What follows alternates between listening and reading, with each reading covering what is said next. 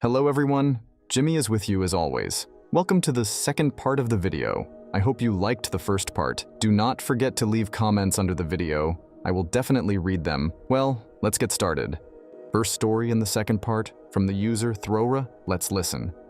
I overheard my wife telling her friend that she doesn't love me and never did. She married me because she was pregnant and thought that after giving birth to our baby, she might fall in love with me, but that never happened. When her friend left, I immediately asked her about it, and we had an emotional discussion. She didn't deny it. She told me the same thing she told her friend and said it's true. That's how she feels. I asked her why she married me then. She said she'd rather marry a man she doesn't love, but who treats her right, with respect, takes care of her and her children, than a man she loves, but who is a fool, incompetent, or lazy. I was shocked and hurt. I asked her what she thinks about our marriage, and she said it's the marriage she always wanted. To our credit, our marriage is really good. Respect is everything, so we never overstep each other's boundaries, and when we have a problem, we figure it out as a team. She never cheated, sexted, or did anything like that because she respects me too much, respects our marriage, and loves our children. Her words, not mine. She also said she knows it's the same on my part. I told her I'd like some time to think about it, and she said to take as much time as I need, assuring me she isn't going anywhere and will accept and work on whatever I decide. I don't know what to do. I'm hurt and confused. So I've been living a dream marriage with a woman who doesn't love me one bit. Basically, she settled for me because I was the best option at the time. To her credit, she's been an amazing wife and mother to our kids. Boy, 9 years old, girl, 11 years old. I have no doubts about her. She never cheated or hurt me in any other way. She is hardworking, always honest, and is a good role model for our children. I've been thinking of some things I could do. Maybe marriage counseling, but our marriage is one-sided in the love department. I love her with all my heart, and she knows that. I don't know how marriage counseling will help because it won't change her feelings towards me. I don't want to divorce. I love her. Our marriage is amazing. And our children have parents who are really there for them, and who, if I can humbly say, are good role models. To sum it up, my part of the marriage is completely filled with love and respect, while hers is entirely based on respect alone. Author edited the story. She earns more than me, so she isn't with me for my money. We have been married for 12 years and have known each other for about 15. I would like to add something here that I answered in the comments. We started as friends, then became friends with benefits, and over time, we evolved into what we are now. I was her only FWB. She had many friends, but I was the only one with benefits. Her ex-boyfriend treated her very poorly, so I think that might have affected her to some extent. Author update this story. I apologize if this post gets long.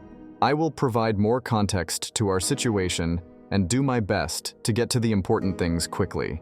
I went through most of the comments on my first post and wrote down some questions I wanted to ask my wife. I also figured I'd talk with her a few more times before bringing up marriage counseling, only if we can't find common ground or fix things ourselves. Like I said in one of my comments, I thought about small trip over the weekend, just 2 of us, no children. We could relax and have a proper heart-to-heart discussion. So I decided to take her to my grandparents' house.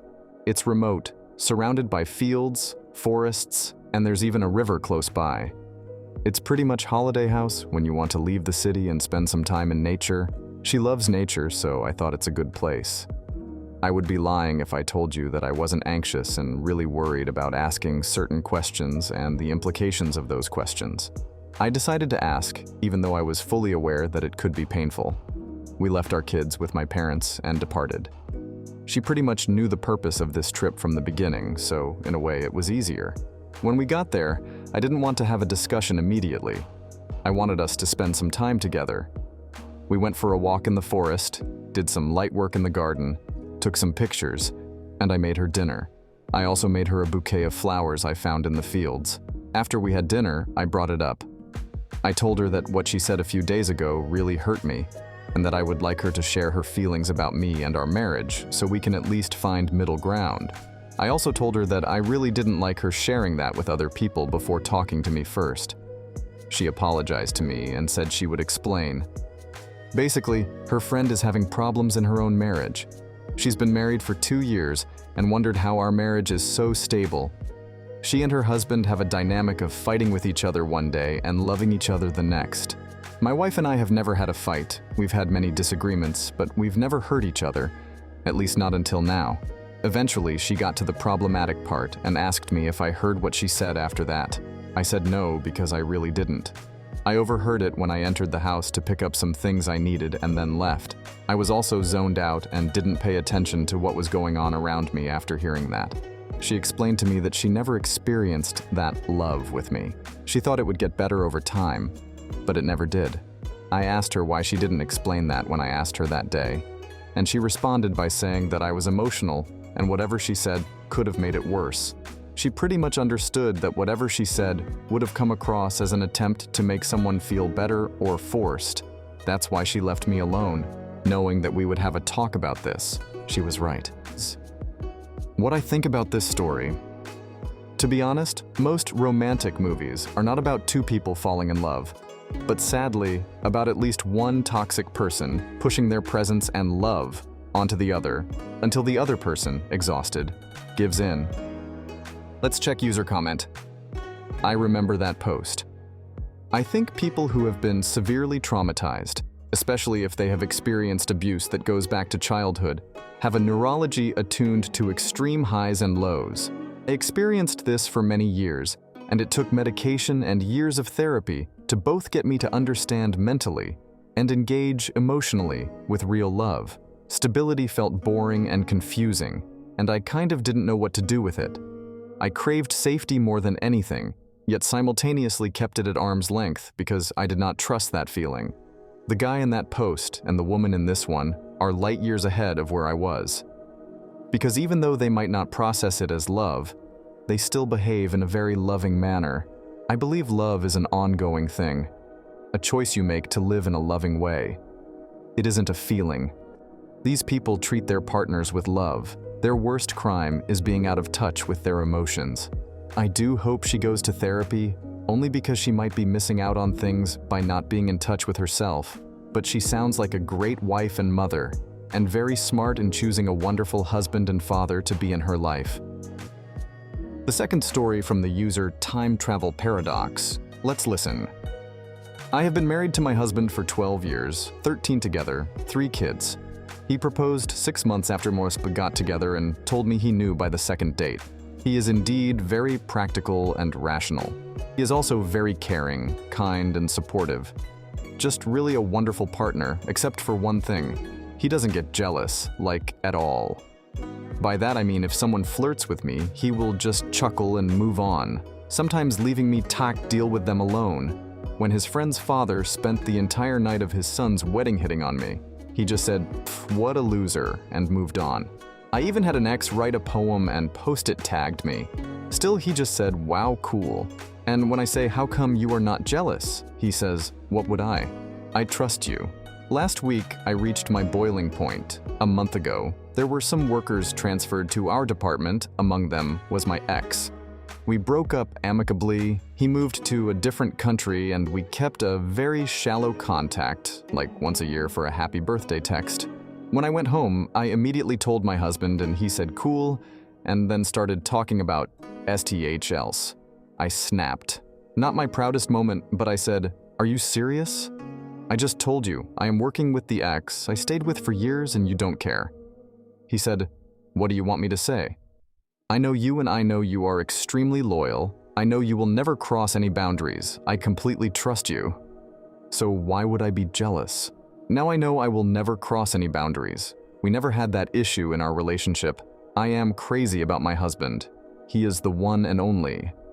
I have spent my life showing him how much I love him because I really do. But being jealous, I see it as an expression of love, and him being so cold and indifferent is making me resentful, and I hate it. It just feels like he has taken me for granted. I am hurt, and he has been more affectionate than usual, but hadn't referred to that argument again. How do I navigate these feelings? It seems silly, but I am hurt. Author, update the story. Hello again, so I got a lot of messages, advice, and yes, insults. It is okay, I see why. By the way, I just had a baby, and someone told me this is important. It might have added to my insecurities. I followed your advice and talked to my husband. I started by apologizing to him, and he said it is okay. I just want to understand where this is coming from. So I explained. By jealous, I didn't mean him getting controlling or violent, or even throwing a fit. I understand I expressed myself poorly. I meant I wanted him to show he cares enough to have a back-off attitude when SB hits on me in front of him. Or just ask, how is it at work? Him not caring. I took it as him taking me for granted and not loving me or finding me attractive. He was shocked. He laughed and said, "How did you jump from me trusting you to me not loving you?" Lol, he then explained his side. He said a lot, but here is the gist. I don't get jealous because I feel it is disrespectful to you. I don't say anything either because I keep thinking you don't need my protection. But I see your point and that I will change. But I am not jealous because the notion of you betraying me is just foreign. I know you and I know how much you love me, and believe me, that is such I will not take for granted. There were many instances that cemented my trust in you. For example, when 1 month after we started dating, I saw you turning down a guy who looked like a movie star, and we haven't even talked about being exclusive yet. I didn't know he much saw that. When you stood by my side when I lost my dad, when you sold your dear car because I needed an urgent surgery. Anytime you initiate sleep, I am singing inside. The sweet notes I find randomly in my bag. The point is, I feel secure and comfortable. Do you have any idea how rare that is? I work with a lot of guys. I hear horror stories while there is me, who can't wait to finish to go running back home to be with you. I told him about how he feels when I sometimes get jealous. He just laughed. He said, I always find it cute that you think I can see and be with someone else. I am all yours, body, soul, and heart. This man. He then said, I had an ex who kept on flirting with guys and then eventually cheat. It was nerve-wracking. I was on edge, anxious, worried. Now I am at peace, so me trusting you is me loving you and being at peace. Knowing that we can be ocean apart, I know you will respect us. Now, let me ask you about this ex. Have you had any inappropriate conversation? Any one-on-one lunches or dinners? Any lines crossed? And I said, no and no OFC. He just smiled and said, I knew it. But I can see how you have been not yourself lately, and I am sorry if I did anything that makes you doubt how much I love you. I will work on that, I promise. Then he got to the part that I was avoiding. He said, given how and where I was raised and how my parents have been, he isn't that surprised I mistook jealousy for love. For context, my parents have been together for years, but should have divorced years ago. It is a constant cycle of love or hate relationship.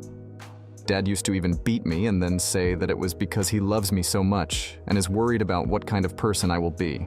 So we talked about therapy. I will be going next week. He also suggested a couple counseling because he wanted to learn how to be a better husband. We also talked about different love languages, future plans. He called Ma, his mom, and asked her to take care of the kids while we went on a date. We had dinner and then had ice cream. When we reached our home, I was laughing hard at his dad jokes. It kinda his thing.